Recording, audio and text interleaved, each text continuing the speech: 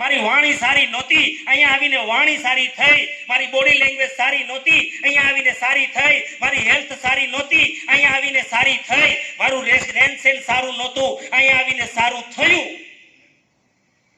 એટલું જ નહીં, હું આરસીએમ કરું છું ને એટલે મારો એક પણ બિઝનેસ મંદીમાં નથી, બધા તેજીમાં ચાલે છે.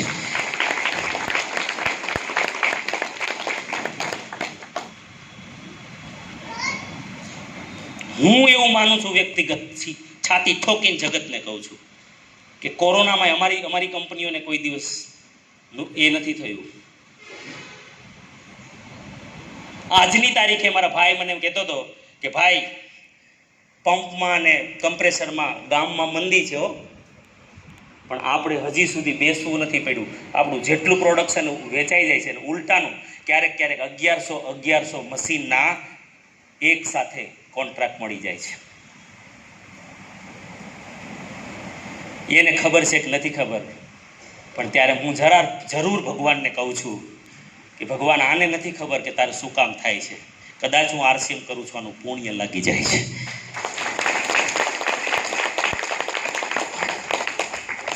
આજ હું ભૂખ્યો રહું, આંતરડું તોડીને જે વાત કરું છું ને એનું પુણ્ય લાગી જાય છે. હું જમીન આવી શકતો તો હું જમ્યો એટલે નથી કે હું જો જમીને આવું ને તો મારી વાત અહીંથી ન નીકળે, એ વાત અહીંથી નીકળે. અને હું ભૂખ્યો હોઉં ને તો મારી વાત નાભીમાંથી નીકળે. અને કદાચ આમાંથી કોઈને લાગી જાય અને કોઈનો પરિવાર બચી જાય તો ભગવાને મને કાંઈક તો હિસ્સો એમાંથી આપવો પડે.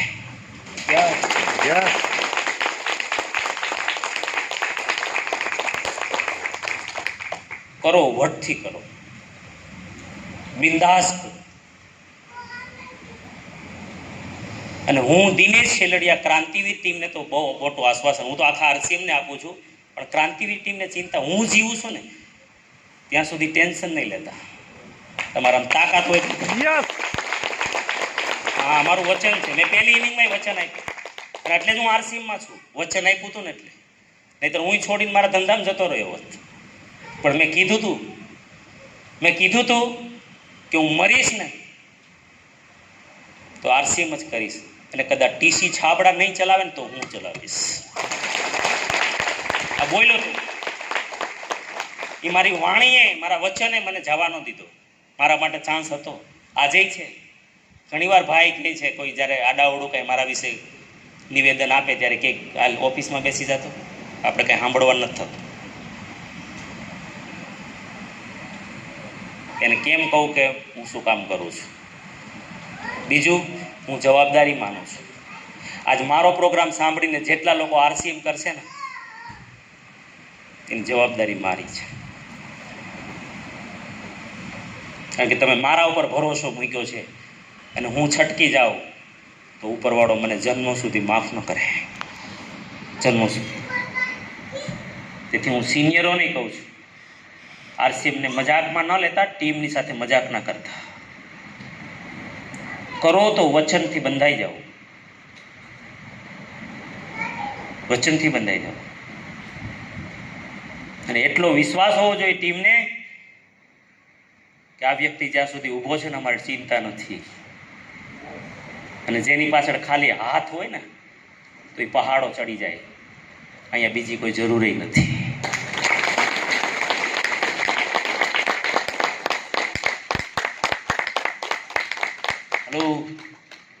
કરી શકો? હું તમને તમારે જોઈએ એને એ ખાતરી આપવા તૈયાર છું. તમારે જોઈએ તમને જ્યાંય પણ ડાઉટ હોય ને તો બધું તમારી સામે 1 કલાક બેસીને ક્લિયર કરતો હતો. હજારો એંગલથી, હું તમને ખાલી 4-5 એંગલ નથી કહેતો, કેટલા 1000 એંગલથી આરસીએમને ચેક કરી લો. તમને ક્યાંય જો નેગેટિવ પોઈન્ટ આવે ને તો તમારું ખાડું અને મારું માથું. તમે કોઈને છેતરતા નથી આરસીએમમાં, પણ જે જગત છેતરાય છે ને એને બચાવવાનું કામ કરો છો. હું સાબિત કરી દઉં તમને સાહેબ, 2016ના પબ્લિશ ડાટા ગવર્મેન્ટના છે. માત્ર 9 બીમારી, કેટલી બીમારી? માત્ર 9 બીમારી મોટી મોટી જે બીમારી આપણે કહીએ છીએ, માત્ર 9 બીમારી,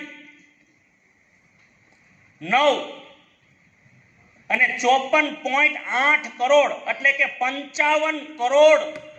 કેટલા? કયા વર્ષમાં? 2016. ગવર્મેન્ટ એમ કહે છે કે 2016માં 9 બીમારી, બીમારી તો 90 થી વધારે છે, બીમારી તો 90 થી વધારે છે, માત્ર 9 બીમારીમાં 54.8 કરોડ એટલે કે 55 કરોડ લોકો કોઈ ને કોઈ મેડિસિન ખાતા હતા. આજ વર્ષ કેટલા થઈ ગયા? કેટલા થયા? 7. આજની તારીખે જે 70 લાખ કરોડનો ટર્નઓવર છે ભારતમાં. કેટલું? તમે જે આપણે આરસીએમમાંથી નથી ખરીદતા ને, એ બજારનું ખાવા પીવાનું જે કંઈ ખરીદતા હશો, એ આજ આરસીએમમાં જે પ્રોડક્ટ છે એ 70 લાખ કરોડ આ ટર્નઓવર છે. અને આ ટર્નઓવર જે થાય છે ને, એ માલ ખાય અને આ દેશના 80 કરોડ લોકો આજ મેડિસિન ખાય છે.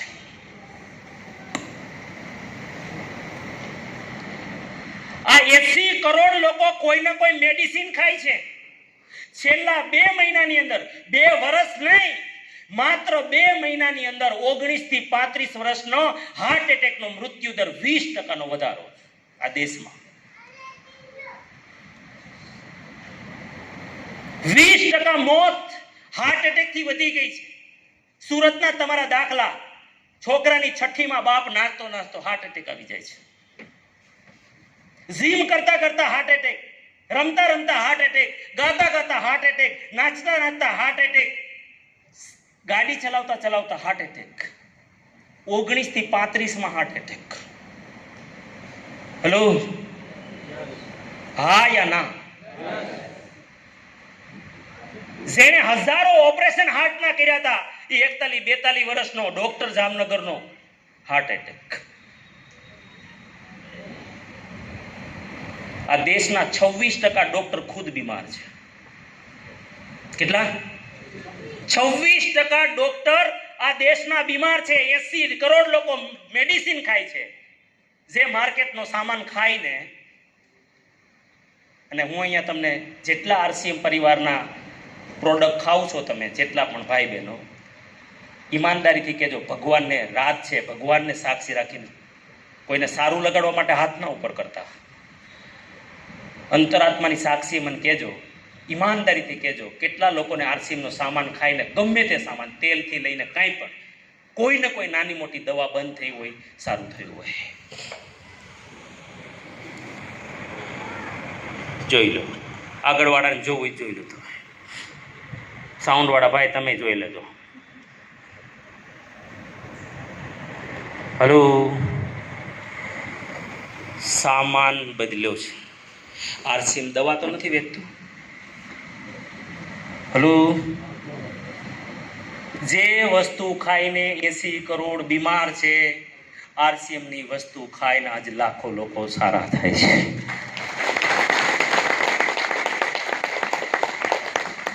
શર્મામાં જેવું છે, આમાં ડરવા જેવું છે આમાં? છતાં પણ આરસીએમ લૂંટતું નથી. લોકો 69 રૂપિયામાં કેમિકલ વેચે છે, આરસીએમ 52 રૂપિયામાં ઔષધિ વેચે છે. એટલું જ નહીં, એના 31 પીવી છે, 31 પીવી, અને આના 45% તો આ દેશના લોકોને પાછા આપે છે.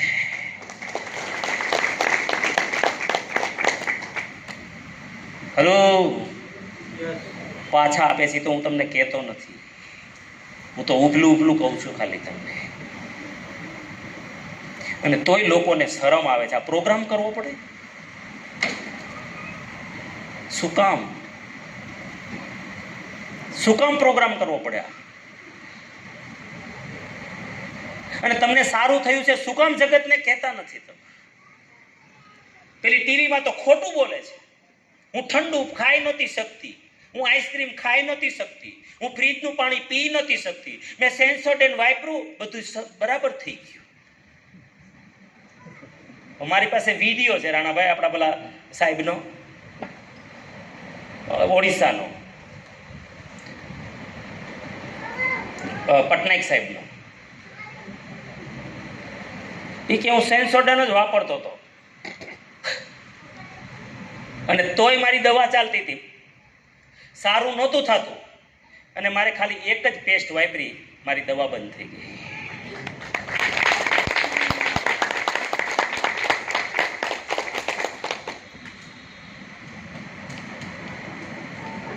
અચ્છા, સીધો પોઈન્ટ પર આવું શા